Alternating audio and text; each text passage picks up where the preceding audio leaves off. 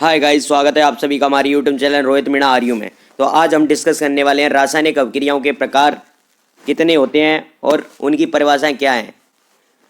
तो इससे पिछली वीडियो में हम रासायनिक समीकरण को संतुलित करना सीख चुके हैं। जिन्होंने नहीं देखा वो पिछली वीडियो देख सकता है, नीचे डिस्क्रिप्शन में लिंक दी हुई है। तो अब बात करते हैं रासायनिक अभिक्रियाओं के प्रकार। तो रासायनिक अभिक्रिया किसे कहते हैं, पिछली वीडियो में पर चर्चा कर चुके थे। तो रासायनिक अभिक्रियाओं के प्रकार में पहली अभिक्रिया है संयोजन अभिक्रिया। तो संयोजन अभिक्रिया किसे कहते हैं, देखिए, ऐसी अभिक्रिया जिसमें दो या दो से अधिक अभिकारक मिलकर एकल उत्पाद का क्या करते हैं, निर्माण करते हैं, क्या कहलाती है, संयोजन अभिक्रिया कहलाती है। संयोजन का मतलब होता है जुड़ना। तो देखिए, दो या दो से अधिक अभिकारक क्या करेंगे, जुड़ेंगे। ये देख सकते हैं आप, एक अभिकारक और दो अभिकारक दोनों क्या कर रहे हैं, जुड़ रहे हैं। इससे अधिक भी हो सकते हैं और एकल उत्पाद का निर्माण करते हैं। एकल उत्पाद यानी एक ही बन रहा है ना उत्पाद, तो इसे कैसी अभिक्रिया कहेंगे, संयोजन अभिक्रिया कहेंगे। तो CaO का नाम क्या है, कैल्शियम ऑक्साइड, और H2O जो जल होता है, वाटर, ठीक है। और बिना बुझा हुआ चूने का अगर आपसे सूत्र पूछ ले तो आप क्या लिखेंगे, CaO, कैल्शियम ऑक्साइड। और कैल्शियम ऑक्साइड जो आपकी वो होती है ना, कलई लाते हैं घर के अंदर, दिवाली पर पोतते हैं घर को, तो उसके अंदर कैल्शियम ऑक्साइड आता है, वो पाउडर होता है। उस पाउडर को अपन जल में घोलते हैं तो क्या बनता है, कैल्शियम हाइड्रोक्साइड, जिससे अपन पुताई करते हैं घर की। तो उसे बोलते हैं बिना बुझा हुआ चूना। क्या बोलते हैं, बिना बुझा हुआ चूना।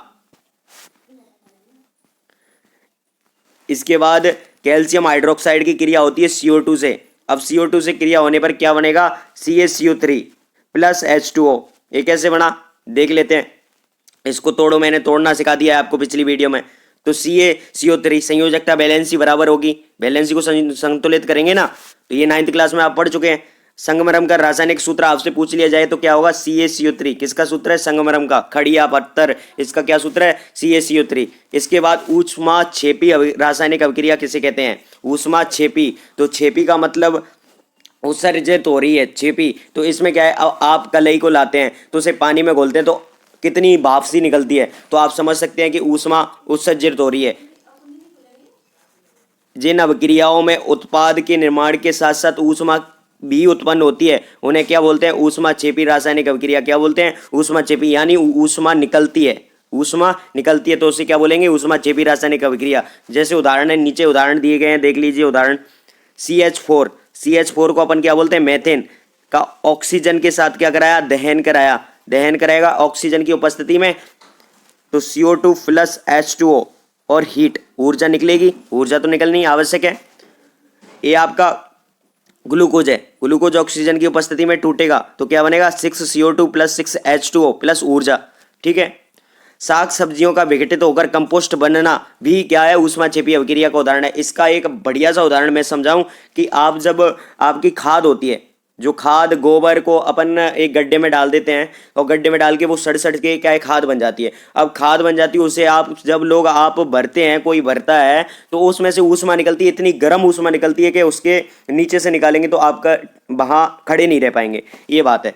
तो देख लीजिए यहाँ तक हो गया है। अब आपकी दूसरी अभिक्रिया कौन सी है, वियोजन अभिक्रिया। वियोजन का मतलब अपघटन यानी टूटना, तो टूटेगा, इसका संयोजन का क्या हो गया, उल्टा हो गया। तो संयोजन का उल्टा क्या बोलता है, वियोजन अभिक्रिया क्या बोलती है, देखते हैं।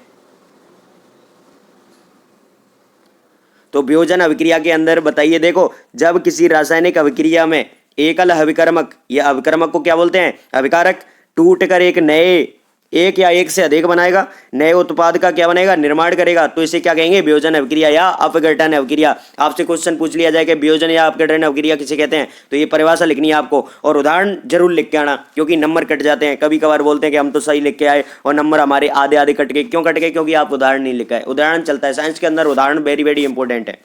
तो आपने क्या लिया, CaCO3 कैल्शियम कार्बोनेट, इसको क्या किया, गर्म किया। इसमें क्या है, गर्म ऊष्मा अवशोषित हो रही है, ऊष्मा दे रहे हैं, जब तो टूटेगा कोई। अगर इसको अपन पत्थर को तोड़ेंगे तो पत्थर को अपन मारेंगे कुछ तभी तो टूटेगा, और दो को जोड़ेंगे तो उसमें ऊष्मा उत्सर्जित होगी। तो देखो ये CaCO3 है, इसमें क्या दी हमने, ऊष्मा दी, तो दो भागों में टूट गया, CaO calcium oxide plus CO2 carbon dioxide. अब FeSO4, इसमें ऊर्जा दी, इसको तोड़ते हैं तो क्या बना, Fe2O3 plus SO2 plus SO3, sulphur dioxide, इनके नाम नीचे लिखे गए हैं। सल्फर डाइऑक्साइड, देखो सल्फर डाइऑक्साइड, ठीक है। Ferrous oxide, ferric oxide sulphate, तो ये इनके नाम है, नाम लिखना इंपॉर्टेंट है, याद कर लीजिएगा दोस्तों, 9th क्लास में पढ़ा चुके हैं अपन लोग। अब क्या बोल रहे हैं, ऊष्मा देने पर कैल्शियम कार्बोनेट का कैल्शियम ऑक्साइड तथा कार्बन डाइऑक्साइड में वियोजित होना एक प्रमुख वियोजन अभिक्रिया है। ये तो अभी देख ली थी, जिसका उपयोग विभिन्न उद्योगों में किया जाता है, बिल्कुल किया जाता है। कैल्शियम ऑक्साइड को चूना या बिना बुझा हुआ चूना कहते हैं। अगर आपसे क्वेश्चन आ जाए 1 नंबर का कि बिना बुझे हुए चूने का सूत्र लिखिए, तो आप क्या लिखेंगे, कैल्शियम ऑक्साइड, ठीक है, कैल्शियम ऑक्साइड, जिसका उपयोग सीमेंट के निर्माण में होता है। सीमेंट के निर्माण में किसका उपयोग होता है, कैल्शियम ऑक्साइड, CaO का, ठीक है। यहां तक आ गई होगी बात समझ में। अब पढ़ते हैं ऊष्मीय वियोजन। ऊष्मीय वियोजन किसे कहते हैं, अगर आपकी परिभाषा आएगी तो क्या लिखेंगे, तो ऐसी अभिक्रिया जिसमें पदार्थों का अपघटन होकर उत्पाद बनने में संपूर्ण अभिक्रिया में ऊष्मा के द्वारा हो, तो उसे ऊष्मीय वियोजन या ऊष्मीय अपघटन अभिक्रिया कहते हैं। मतलब कोई पदार्थ है, उसका अपघटन ऊष्मा के द्वारा हो, यानी ऊष्मा की आवश्यकता हो, तो इसे क्या कहेंगे, ऊष्मीय वियोजन। यानी वियोजन माने टूटना, किससे टूट रहे हैं, ऊष्मा से। क्या टूट रहा है, कोई पदार्थ, तो परिभाषा रटने की आवश्यकता कहाँ है, यही याद होगी ना। पदार्थों का अपघटन उत्पाद बनने में संपूर्ण अभिक्रिया में ऊष्मा की क्या होती है, आवश्यकता होती है, उसे क्या कहेंगे, ऊष्मीय वियोजन या ऊष्मीय अपघटन अभिक्रिया कहेंगे। उदाहरण देख लीजिए, उदाहरण क्या बोलता है, PbNO3 का ऑल्टोएस, इसमें अपने क्या दी, ऊर्जा, ये डेल है, डेल को ऊर्जा व्यक्त करता है, ये डेल प्रतीक है, ये चिन्ह है ना, ये ऊर्जा को व्यक्त करता है। तो पीवीओ बना और 4NO2 बना और O2 बना, क्यों, इसे टूटने पर। इसे कहते हैं PbNO3 का ऑल्टोएस, लेड नाइट्रेट, PbO2 का लेड ऑक्साइड, NO2 को नाइट्रोजन डाइऑक्साइड। आप समझ सकते हैं, 9th क्लास में पढ़ा चुके हैं, नामकरण सारी चीज। ऑक्सीजन, O2 को ऑक्सीजन। यहां तक बात समझ में आ गई होगी। इसके बाद इस अभिक्रिया में भूरे रंग की धुआं निकलती है, ये ऊपर की अभिक्रिया है ना, तो इसमें ये भूरे रंग की नाइट्रोजन डाइऑक्साइड है ना, भूरे रंग की धुआं है, गैस है एक, नाइट्रोजन डाइऑक्साइड। अब एक और है, सेकेंड उदाहरण है AgBr। तो AgBr को तोड़ दो, तो Ag बन गया और Br2 बन गया। तो सिल्वर ब्रोमाइड और सिल्वर और ब्रोमाइड, इनके नाम हो गए, नामकरण आते ही होंगे आपको। सिल्वर ब्रोमाइड का उपयोग श्याम श्वेत फोटोग्राफी, यानी पहले के जो ब्लैक एंड व्हाइट फोटो होते थे ना, इस अभिक्रिया के द्वारा बनते थे, ये अभिक्रिया होती थी। तो ये ब्लैक एंड व्हाइट फोटो की बात होगी। आपसे पूछ ले कि श्याम श्वेत फोटोग्राफी में कौन सी रासायनिक अभिक्रिया का उपयोग किया जाता है, तो ये आपको लिखनी है, वेरी वेरी इंपॉर्टेंट है, लगा लीजिए। अब आपकी कौन सी अभिक्रिया है, ऊष्मा शोषी अभिक्रिया, एक इसमें चल रही है वियोजन अभिक्रिया में। तो वियोजन ऐसी अभिक्रिया जिसमें ऊर्जा अवशोषित, शोषी मतलब अवशोषित, शोषी का मतलब समझ लो, अवशोषित की बोल रहा है, तो जिसमें ऊर्जा अवशोषित होती है वह क्या कहलाती है, ऊष्मा शोषी अभिक्रिया कहलाती है। उदाहरण N2 + O2, नाइट्रोजन गैस है और ऑक्सीजन गैस है, दोनों को मिलाया तो क्या बनाया, 2NO बनाया, और क्या है, ऊष्मा का अवशोषण हुआ। ठीक है, यहां तक कोई दिक्कत नहीं होगी। आगे बढ़ते हैं।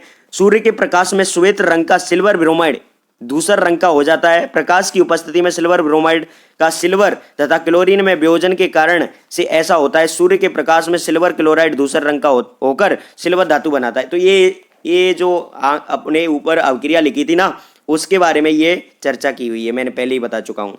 तो अब एक एक्सपेरिमेंट है, बिल्कुल इंपॉर्टेंट एक्सपेरिमेंट है, बार बार रिपीट होता है, जल का विद्युत अपघटन। तो जल का विद्युत अपघटन कैसे करेंगे देख लीजिएगा एक्सपेरिमेंट। तो एक क्या लेंगे अपन, फ्लास्क लेंगे। तो ये अपना क्या है, लेबोरेटरी में जाएंगे, तो लेबोरेटरी में इस प्रकार का क्या है, फ्लास्क। तो एक फ्लास्क लेकर उसमें जल और सल्फ्यूरिक अम्ल का H2SO4 सूत्र और जल का सूत्र क्या होता है, H2O लिया जाता है। इस फ्लास्क के पेंदे में 2 छिद्र निकालकर, इस पेंदे में 2 छिद्र देख लो, 2 छिद्र निकाल रखे हैं ना नीचे, 2 छिद्र निकालकर उन्हें रबर डॉट से बंद कर देते हैं। इन छिद्रों के ऊपर 2 ग्रेफाइट की क्या लगा देते हैं, रॉड लगा देते हैं, छड़ें लगा देते हैं, जिन्हें बाहर की ओर एनोड व कैथोड से क्या कर देते हैं, 6 वोल्ट की बैटरी होती है उससे क्या करते हैं, जोड़ देते हैं। तो ये व्यवस्था देख सकते हैं आप, नीचे व्यवस्था देख सकते हैं। इस प्रकार अपने को क्या करनी है, व्यवस्था करनी है। जैसे ये आपका क्या है, 1 मिनट, ये आपका एक फ्लास्क है। अब इस फ्लास्क में नीचे क्या किया, नीचे किया हमने 2 छेद, नीचे 2 छेद किए थे। अब इन छेदों में रबर डॉट लगाई थी, रबर डॉट लगा के रॉड लगाई थी, ग्रेफाइट की रॉड। तो ये देख लीजिए चित्र में, ये आपका प्लास्टिक मग हो गया, ये आपकी ग्रेफाइट रॉड हो गई, और ये 6 वोल्ट की बैटरी हो गई, ये कैथोड हो गया, ये एनोड हो गया, ये स्विच हो गया ऑन ऑफ का, तो जल का विद्युत अपघटन कैसे होगा। तो अब ये व्यवस्था अपने कर ली। करने के बाद क्या हुआ कि ग्रेफाइट की छड़ों के ऊपर, ग्रेफाइट की छड़ों के ऊपर 2 परखनली को उल्टा लगाते हैं। उल्टा लगाएंगे 2 परखनली, चित्र में देख सकते हैं, देखो ये रही 2 परखनली, एक ये रही और एक तो ये रही और एक ये रही। दोनों परखनली कैसे लगाई, उल्टा लगाई। लेबोरेटरी में प्रयोग हो गया, ये घर पर नहीं हो सकता। और फिर क्या है कि फिर क्या किया, उल्टा लगाए, बैटरी से विद्युत धारा प्रवाहित करने पर फ्लास्क में उपस्थित जल का अपघटन एवं वियोजन होकर हाइड्रोजन या ऑक्सीजन गैस बनती है। यानी जब हमने क्या है स्विच को ऑन किया तो इससे विद्युत धारा प्रवाहित हुई। बैटरी में तो वही होगा, जैसे अपनी टॉर्च जलती है तो वो इन सेलों से ही तो चलती है, तो इस प्रकार ये सेल है यानी बैटरी लगी हुई है, तो विद्युत धारा प्रवाहित हुई जो परखनली के ऊपर की ओर एकत्रित हो जाती है, जिसमें जल का स्तर परखनली में नीचे की ओर हो जाता है। आप देख सकते हैं चित्र के अंदर, देख लीजिए। आपने क्या किया, एक्सपेरिमेंट के अंदर ये स्विच ऑन कर दिया, ऑन है ना स्विच, अगर ये बिंदी नहीं लगाई आपने तो आपका 1 नंबर, आधा नंबर काट लिया जाएगा, क्योंकि एक्सपेरिमेंट बंद थोड़ी करेंगे, एक्सपेरिमेंट तो स्विच ऑन में ही तो होगा, तो ऑन ही ये बिंदी लगाना आवश्यक है आपको। देख लो ये स्विच में बिंदी लग रही ना, तो ये आवश्यक है। तो देख लो इसमें क्या है, ज़्यादा जल स्तर नीचे की तरफ खिसक गया है और इसमें ऊपर की तरफ है, तो ये एक्सपेरिमेंट ही दिखा रहा है कि ये हाइड्रोजन गैस भरी है और इसमें ऊपर की ओर है, इसमें क्या है, ऑक्सीजन गैस। तो नीचे देखो और क्या बोलता है एक्सपेरिमेंट। एक्सपेरिमेंट बोलता है कि हमने क्या देखा, हमने क्या निष्कर्ष निकाला। तो इस क्रियाकलाप में यहाँ निष्कर्ष निकाला कि जल का अपघटन होगा ना, वियोजन अभिक्रिया का क्या है, उदाहरण है। तो आपसे पूछ लिया जाए कि वियोजन अभिक्रिया का प्रयोग सहित रासायनिक समीकरण लिखिए, तो आपको ये जल का विद्युत अपघटन लिखना है। और ऐसे भी पूछ लिया जाता है कि जल का विद्युत अपघटन किसे कहते हैं और इसे प्रयोग सहित समझाइए, तो आपको ये पूरा लिखना है। और क्वेश्चन कैसे बनते हैं कि किसी पदार्थ एक्स को, एक्स के विलयन का उपयोग सफेदी करने के लिए किया जाता है, तो पदार्थ एक्स का क्या लिखना है, नाम और इसका सूत्र लिखिए। ऐसा क्वेश्चन आपको पूछ लिया जाए तो मैंने पहले ही बता दिया सफेदी के लिए किसका उपयोग किया जाता है, तो किसी पदार्थ एक्स के विलयन का उपयोग सफेदी करने के लिए होता है, तो उस एक्स पदार्थ का नाम है कैल्शियम ऑक्साइड। मैंने पहले बार रिपीट कराया इसी वीडियो के अंदर, तो कैल्शियम ऑक्साइड हो गया। ठीक है, ये आपका ये क्वेश्चन बाहर नहीं जाएंगे आपके 10th क्लास, एक भी क्वेश्चन बाहर चला जाए नहीं जाएगा इन नोट्स से। और ये नोट्स डिस्क्रिप्शन में आप डाउनलोड कर लीजिएगा, गूगल ड्राइव के अंदर हो जाएंगे डाउनलोड, लिंक दिया गया है। और मेरे से पर्सनली कांटेक्ट करना चाहते हैं तो नीचे एक सोशल मीडिया की सारी लिंकें दी हुई हैं, कांटेक्ट कर सकते हैं, नंबर दिया हुआ है, व्हाट्सअप कर सकते हैं, कोई भी एनी हेल्प के लिए। तो ऊपर फर्स्ट में लिखे एक्स पदार्थ के जल के साथ अभिक्रिया करनी है, और एक्स पदार्थ क्या था, CaO, क्या था, CaO। तो इसकी क्या किसके साथ अभिक्रिया करनी है, जल के साथ। देखिए कैल्शियम ऑक्साइड की जल के साथ क्या कर रहे हैं, अभिक्रिया करेंगे, CaO + H2O, calcium oxide water. तो इसके का क्या बनेगा, कैल्शियम हाइड्रोक्साइड, 9th में बता चुके हैं कैसे बनेगा, इनकी वैलेंसी की बनता है। इसको तोड़ो तो Ca+2 O-2, ठीक है, तो और इसमें H + OH-, ठीक है, तो CaOH का होल ट्वाइस ऐसे बन जाएगा। 9th क्लास की वीडियो देख लीजिएगा, वहां आपको मिल जाएगा। अब बात करते हैं क्रियाकलाप 1.7। वो 1.7 प्रयोग कौन सा था अपना, जल का विद्युत अपघटन में एक परखनली में एकत्रित गैस की मात्रा दूसरी परखनली से दुगनी क्यों हो गई, उस गैस का नाम बताइए। उस गैस का नाम पूछ रहा है और क्यों हो गई ये पूछ रहा है, क्योंकि आपके दिमाग में अब भी बन रहा होगा, तो उसका क्वेश्चन मैं लेके आया हूं। कहीं सॉल्यूशन, सारे सॉल्यूशन यहीं मिलेंगे आपके सारे। और भी कोई दिक्कत आती तो कमेंट बॉक्स आपके नीचे दिया हुआ है। क्रियाकलाप 1.7 में एक प्रखनली में एकत्रित गैस की मात्रा दूसरी से दुगनी है, इसलिए क्योंकि जल के टुकड़े करने पर अभिक्रिया में 2H2 + O2 उत्पाद उत्पन्न होते हैं, जो कि सिद्ध करता है कि प्रखनली में हाइड्रोजन की मात्रा O2 की मात्रा में कैसी है, दोगुनी अर्थात अधिक है। देख लो, आप देख सकते हैं आगे क्या है, 2, तो 2 हाइड्रोजन है, 2 हाइड्रोजन है, इसके आगे तो एक ही है, तो एक ऑक्सीजन गैस के अणु और 2 हाइड्रोजन गैस के। इससे पता चलता है ये रासायनिक अभिक्रिया से प्राप्त हुआ, ठीक है। तो इससे पता चलता है कि हाइड्रोजन गैस की मात्रा O2 की मात्रा से कैसी है, दोगुनी यानी अधिक है। तो यहाँ तो कोई समस्या नहीं होगी। अब आपकी तीसरी अभिक्रिया क्या बोलती है, विस्थापन अभिक्रिया। क्या नाम है, विस्थापन अभिक्रिया। इन अभिक्रियाओं के एक क्वेश्चन बार रिपीट होता है, एक क्वेश्चन पूछा जाता है, और मैं बता दूंगा कि इस बार कौन सा क्वेश्चन पूछा जाएगा, नो टेंशन है। तो विस्थापन अभिक्रिया, विस्थापन अभिक्रिया क्या कहती है कि विस्थापन अभिक्रिया वह अभिक्रिया होती है जिसमें अधिक क्रियाशील तत्व अपने से कम क्रियाशील तत्व को क्या करता है, विस्थापित कर दे और एक नए पदार्थ का क्या करे, निर्माण करे। तो इस अभिक्रिया, इस प्रकार की अभिक्रिया क्या कहलाएगी, विस्थापन अभिक्रिया कहलाएगी। ठीक है, अब परिभाषा से बता दिया है कि एक तत्व क्या करेगा, दूसरे तत्व को क्या करेगा, विस्थापित करेगा। विस्थापन का मतलब विस्थापन अभिक्रिया, अभिक्रिया से ही पता चल रहा है कि विस्थापन होना है। तो जो वहां कम क्रियाशील तत्व है ना, उसको अधिक क्रियाशील तत्व क्या करेगा, विस्थापित करेगा। तो देख लो, ये अधिक क्रियाशील तत्व है Fe और ये कम क्रियाशील तत्व है। तो कम को क्या करेगा, हटाएगा, विस्थापित करेगा। तो ये खुद आ जाएगा ना, तो FeSO4, देख लो FeSO4 बन गया और Cu अलग हो गया। तो कम क्रियाशील क्या है, Cu, ये लिख रहा है साफ साफ। कम क्रियाशील क्या हो गया, Cu, और अधिक क्रियाशील क्या हो गया, Fe। क्या हो गया, Fe। और SO4 तो अधिक क्रियाशील है, दोनों अधिक क्रियाशील है। अब इसके बाद दूसरा उदाहरण में क्या है, Zn प्लस CuSO4। तो Zn क्या है, अधिक क्रियाशील, और SO4 क्या है, अधिक क्रियाशील। ये क्या है, वैलेंसी से पता चल रहा है। जब आप 5वें पार्ट में आवर्त सारणी पढ़ेंगे ना, तो और बेहतर ढंग से आपको पता चल जाएगा। तो Cu को विस्थापित करेगा कौन, Zn, तो कर दिया, ZnSO4 बन गया और Cu अलग हो गया। यहां तक कोई समस्या नहीं होगी। ये अधिक क्रियाशील तत्व है, ये कम क्रियाशील तत्व है। 9th क्लास में सारी इनकी चर्चा कर चुके हैं अपन। ऐसे ही एक और नेक्स्ट उदाहरण क्या है, PbCuCl2। तो Pb किसको विस्थापित करेगा, विस्थापित करेगा Cu को, क्योंकि कम क्रियाशील है। तो PbCl2 आ गया, PbCl2 प्लस Cu अलग हो गया। यहां तक कोई समस्या नहीं होगी। इसके बाद दूसरी अभिक्रिया, द्वय विस्थापन अभिक्रिया। अब ये विस्थापन अभिक्रिया क्या कहती है, द्वय विस्थापन अभिक्रिया क्या कहेगी, एक मिनट रुकिएगा।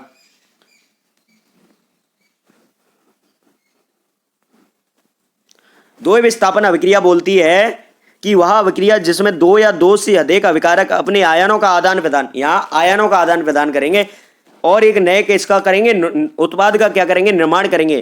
तो एक ऐसी अभिक्रिया कहलाएगी द्वय विस्थापन। और विस्थापन अभिक्रिया में क्या हो रहा कि एक जो क्रियाशील तत्व था वो दूसरे क्रियाशील तत्व को क्या कर रहा था, विस्थापित। लेकिन यहाँ आयनों का विस्थापन हुआ, किसका होगा, आयनों का। किसमें, द्वय विस्थापन अभिक्रिया में।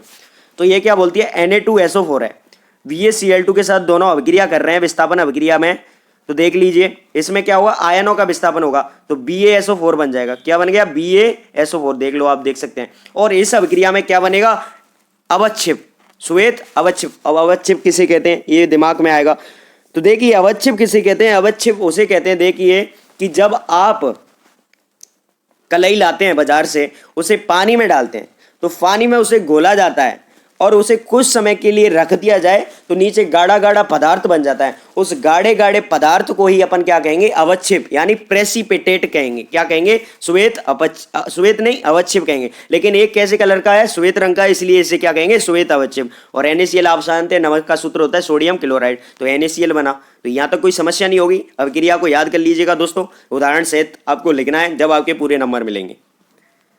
अब अवक्षेपण अभिक्रिया किसे कहते हैं, यानी जो अभिक्रिया में वो आ रहा है वो तो पता होना चाहिए। तो अवक्षेपण अभिक्रिया बिल्कुल सिंपल, जिसमें अवक्षेप बनता है, नॉर्मल सी बात है। तो देख लो, यही बता रहा है, वह अभिक्रिया जिसमें दो या दो से अधिक पदार्थ अपने आयनों का आदान प्रदान करते हैं। आपको बताइए, द्वय विस्थापन अभिक्रिया में अवक्षेप बन रहा है, प्रदान कर दें और दो या दो से अधिक नए उत्पादों का क्या करें, निर्माण कर लें, जिनमें से एक पदार्थ अवक्षेप के रूप में प्राप्त हो, उसे क्या कहेंगे, अवक्षेपण अभिक्रिया कहेंगे। क्या कहेंगे, अवक्षेपण अभिक्रिया। तो देख लो, Na2SO4 और BaCl2, ये क्या है, दो आपके पदार्थ हैं। अब इन पदार्थों में क्या होगा, आयनों का विस्थापन होगा। तो BaSO4 बना लिया, उससे क्या कहेंगे, श्वेत अवक्षेप, श्वेत रंग का होता है इसलिए तो अवक्षेप कहेंगे, नीचे बैठ गया, और NaCl बना। इस अभिक्रिया में BaSO4 एक श्वेत रंग का क्या है, अवक्षेप है। यहां तक कोई समस्या नहीं होगी। आगे बढ़ते हैं, वेरी वेरी इंपॉर्टेंट आपकी रिएक्शन है रेडॉक्स अभिक्रिया, यानी उपचयन और अपचयन दोनों अभिक्रिया एक साथ आ रही हैं। तो रेडॉक्स अभिक्रिया वेरी वेरी इंपॉर्टेंट, लगा लीजिए दोस्तों, बिल्कुल बार बार कई बार रिपीट हुई है। तो देखिए ऑक्सीकरण किसे कहते हैं, ऑक्सीकरण मतलब उसमें क्या है, ऑक्सीजन गैस क्या होगी, जुड़ेगी, और हाइड्रोजन गैस का क्या होगा, निकलेगी, ठीक है। और अपचयन में क्या है कि हाइड्रोजन गैस क्या करेगी, जुड़ेगी, और ऑक्सीजन गैस क्या करेगी, निकलेगी। तो यहां तो कोई समस्या नहीं है, माइनस का चिन्ह आपको सबको डिफाइन कर रहा होगा। तो उपचयन अभिक्रिया क्या बोल रही है, उपचयन की परिभाषा देख लेते हैं कि ऐसी अभिक्रिया जिसमें ऑक्सीजन का तो योग होता है, यानी जुड़ेगी। ये शॉर्ट में यहीं बता दिए आपको, तो नीचे परिभाषा पढ़ने की जरूरत ही नहीं है। तो ऐसी अभिक्रिया जिसमें ऑक्सीजन का क्या होगा, योग होता है, और हाइड्रोजन का क्या होता है, वियोग, यानी निकलती है हाइड्रोजन। तो वह अभिक्रिया क्या होगी, उपचयन या ऑक्सीकरण अभिक्रिया। अगर आपसे उपचयन की परिभाषा पूछ ले तो ये लिखनी है। और आपसे मैंने बता दिया है कि उदाहरण तो बहुत जरूरी है, उदाहरण लिखना बहुत ही आवश्यक है। तो अब आपसे उपचयन की बात करते हैं, अपचयन की। अपचयन अभिक्रिया किसे कहते हैं, वो उपचयन थी यानी ऑक्सीकरण, और ये अपचयन यानी हाइड्रोजनीकरण। ऐसी अभिक्रिया जिसमें क्या होगा, हाइड्रोजन का योग और ऑक्सीजन का क्या होगा, वियोग, यानी ह्रास, कमी होगी, ऑक्सीजन की क्या होगी, कमी। तो ऐसी अभिक्रिया क्या कहलाएगी, अपचयन अभिक्रिया। समझ में आ रहा होगा दोस्तों? अगर नहीं आ रहा तो कमेंट बॉक्स में बोल दीजिएगा, बिल्कुल बार बार बताएंगे अपन। तो यहाँ उदाहरण है आपके CuO और हाइड्रोजन गैस। इसमें हाइड्रोजन गैस जुड़ रही है, आपको पहले ही बता दिया गया हाइड्रोजन गैस का योग होगा तो कौन सी अभिक्रिया, अपचयन, और ऑक्सीजन गैस का योग हो तो कौन सी, उपचयन। तो अपचयन का उदाहरण क्या हो गया, CuO प्लस H2, क्या बनेगा, Cu प्लस H2O, क्योंकि इसमें देख लो हाइड्रोजन का योग हुआ यानी जुड़ी है तो क्या है, कौन सी अभिक्रिया है, अपचयन अभिक्रिया। यहाँ तो कोई समस्या नहीं होगी। और Cu प्लस O2 जुड़ रहा है इसके अंदर, ऑक्सीकरण हो रहा है ना, तो ऑक्सीकरण अभिक्रिया या उपचयन अभिक्रिया, तो यहाँ तो कोई समस्या नहीं। अब रेडॉक्स अभिक्रिया की बात पूछते हैं कि रेडॉक्स अभिक्रिया किसे कहते हैं। ये बार बार रिपीट होता है कि रेडॉक्स अभिक्रिया किसे कहते हैं, क्वेश्चन बहुत बार रिपीट हुआ है, 2-3 नंबर का क्वेश्चन आता है, वो उदाहरण से समझाना है। तो ऐसी अभिक्रिया जिसमें क्या हो, उपचयन और अपचयन दोनों एक साथ हो तो उसे क्या कहेंगे, उपचयन या अपचयन या रेडॉक्स अभिक्रिया। उपचयन, अपचयन या रेडॉक्स अभिक्रिया कहते हैं। यहां तक कोई समस्या नहीं होगी। रेडॉक्स में क्या होंगे, ये दोनों ऊपर की अभिक्रिया है ना, उपचयन और अपचयन दोनों साथ साथ होंगी। तो इसका उदाहरण याद कर लीजिएगा दोस्तों, बिल्कुल इन अभिक्रियाओं से एक क्वेश्चन हर बार रिपीट होता है, वेरी वेरी इंपॉर्टेंट अभिक्रिया है, और ये अभिक्रिया तो रट के जाना। तो CuO प्लस H2 क्या होगा, Cu प्लस H2O। ऑक्सीजन का देख लो, इसमें हाइड्रोजन का योग हो रहा है ना, और ऑक्सीजन का वियोग हो रहा है, यहां से ऑक्सीजन हट गया तो वियोग हुआ, तो कौन सी अभिक्रिया, अपचयन। और हाइड्रोजन जुड़ा, इसके साथ जुड़ा, तो ये कौन सी अभिक्रिया हो गई, उपचयन। यहां तक कोई समस्या नहीं। अब आपके 2 टॉपिक बचे हैं इस पार्ट में, इस लेसन में। NCERT की 10th क्लास के इस साइंस की बुक के अंदर पहले चैप्टर रासायनिक अभिक्रिया एवं समीकरण के अंदर 2 टॉपिक बचे हैं, संचारण और विकृत गंधता। तो बिल्कुल सिंपल से टॉपिक है, इनको भी कंप्लीट करते हैं और फिर आपका पार्ट खत्म। और इसकी PDF डाउनलोड कर लीजिएगा नीचे से दोस्तों, डिस्क्रिप्शन में जाके लिंक दिया हुआ है, वहां से डाउनलोड कर लिया। अब आपका टॉपिक है संचारण। अब संचारण का मतलब ही समझ लो कि संचारण यानी क्षरण हो रहा है, तो किसी वस्तु का क्या हो रहा है, क्षरण, तो उसे क्या बोलेंगे, संचारण। तो देखिए परिभाषा क्या बोलती है, जैसे दिमाग में रखो, मैं संचारण बना रहा हूं तो लोहे पर जंग लगना, यानी लोहा खत्म हो रहा है, आपका लोहा खत्म हो जाएगा, जंग लगेगी। तो बस इसी आंसर को, इसी उदाहरण को याद रखो दिमाग में। तो देखो, जब कोई धातु है ना, लोहा, जब कोई धातु अपने आसपास अम्ल, आर्द्रता आदि के संपर्क में आती है तब ये संचारित होती है, और इसी प्रक्रिया को क्या बोलते हैं, संचारण बोलते हैं। तो बिल्कुल सिंपल सी परिभाषा है कि कोई धातु किसके संपर्क में आ रही है, अम्ल के में, या फिर आर्द्रता मतलब पानी, और अम्ल आप जानते ही होंगे, सेकंड पार्ट में और अच्छे तरीके से पढ़ने वाले हैं अम्ल के बारे में। यहां भी बता दूं, अम्ल स्वाद में कैसे होते हैं, खट्टे होते हैं, ठीक है। तो ये अम्ल के संपर्क में आ जाए, या फिर जैसे नींबू का कोई निचोड़ डाल दिया तो उससे क्या है कि आपके जंग लग जाएगी। तो ऐसी समस्या संचारण का कारण बनती है, तो उसके संपर्क में आती है तो इससे संचारित होती है, और इसे प्रक्रिया को क्या कहेंगे, संचारण कहेंगे। यहां तक कोई समस्या नहीं होगी। लोहे की बनी नई वस्तु चमकीली होती है। लोहे की बनी नई वस्तु, जब आप बाजार से कोई गेट खरीद के लाता है, कोई अलमारी खरीद के लाता है, कोई भी वस्तु आप लोहे की खरीद के लाते हैं, वो कितनी चमकदार होती है, दूर से ही चमकती है। लेकिन कुछ समय पश्चात लालिमा युक्त भूरे रंग की परत छड़ जाती है। प्राय इस प्रक्रिया को लोहे पर जंग लगना कहते हैं। जैसे आप कोई दरवाजा लेके आए, बिल्कुल चमकदार, जब आप बाजार से लेके आए तो बिल्कुल चमकदार, क्या अच्छा लग रहा था, और उसको आपने बारिश में रख दिया 2 दिन के अंदर उसमें लाल कलर की लगती है ना, लालिमा युक्त, उसे बोलते हैं लोहे पर जंग लगना। आपसे पूछ ले लोहे पर जंग लगना किसे कहते हैं, तो आपको ये चीज लिखनी है, और इसके साथ एक अभिक्रिया है वो आपको बताई जाएगी। अब इसके उदाहरण है, संचारण के उदाहरण पूछ लिए, उदाहरण सहित समझाइए। तो चांदी के ऊपर, जब आप चांदी लाते हैं तो बिल्कुल अच्छी दिखती है, और उसके ऊपर थोड़े दिनों बाद काले रंग की क्या चढ़ जाती है, परत चढ़ जाती है। तांबे के ऊपर कैसी परत चढ़ती है, हरी परत चढ़ती है, और लोहे के ऊपर जंग लगती है, ये आपको पता है। अब ये भी क्वेश्चन आता है कि संचारण से कैसे बचा जाए। यार ये कमी हो रही है तो इससे अपन को बचने के भी तो उपाय होंगे। जैसे एक रास्ते में लड़ाई हो रही है तो उसमें अगर हम जाएंगे तो हमको भी मारेंगे, तो उससे बचने के लिए दूसरे भी रास्ते होते हैं कि इधर से चले जाएंगे, और इससे बचने के लिए कवच पहन के चले जाएं, या फिर कोई एक बलवान को साथ में ले जाएं गली में, तो ये भी तो बचने के उपाय हैं। तो ऐसे ही संचारण से बचने के क्या उपाय होते हैं, तो वो बात करते हैं संचारण से बचने के उपाय। तो संचारण से बचने के उपाय हैं यसद लेपन, विद्युत लेपन, पेंट, वार्निश। तो पेंट देख लो, आप बाजार से वो लाते हैं, क्या लाते हैं, कोई लोहे का सामान, तो उस पर पेंट करते हैं, पॉलिश करते हैं। और विद्युत लेपन यानी विद्युत के द्वारा उस पर लेप किया जाता है। यसद लेपन वार्निश के द्वारा, ग्रीस के द्वारा। तो क्या है कि इससे क्या नहीं लगती, जंग नहीं लगती। तो ये आपके क्या है, संचारण का पूरा टॉपिक कंप्लीट हुआ। अब बिल्कुल सिंपल सा टॉपिक है विकृत गंधता। विकृत गंधता का मतलब ये समझ लीजिए कि हमारी सब्जी है, अब वो सब्जी क्या है कि सुबह खराब हो गई, घुस जाती है ना, उसको सूंघने पर ही तो पता चलता है कि कैसी है, गंध आती है उसमें। तो विकृत गंधता मतलब गंध आएगी उसमें, कैसी, विकृत प्रकार की, यानी अलग ही तीखी गंध आएगी। तो विकृत गंधता में क्या बात करते हैं, पहले तो इसकी परिभाषा देखते हैं। बसायुक्त, बसायुक्त होती है, आपको सबको पता है, यानी आप जो बनाएंगे तो बसायुक्त ही तो खराब होती है सब्जी रोटी। सब्जी रोटी नहीं, रोटी में रोटी इतनी खराब नहीं होती, लेकिन सब्जी ज्यादा खराब होती। बसायुक्त और तेलीय सामग्री, तेलीय खाद्य सामग्री वायु के संपर्क में आने पर क्या होती है, उपचयित हो जाती है।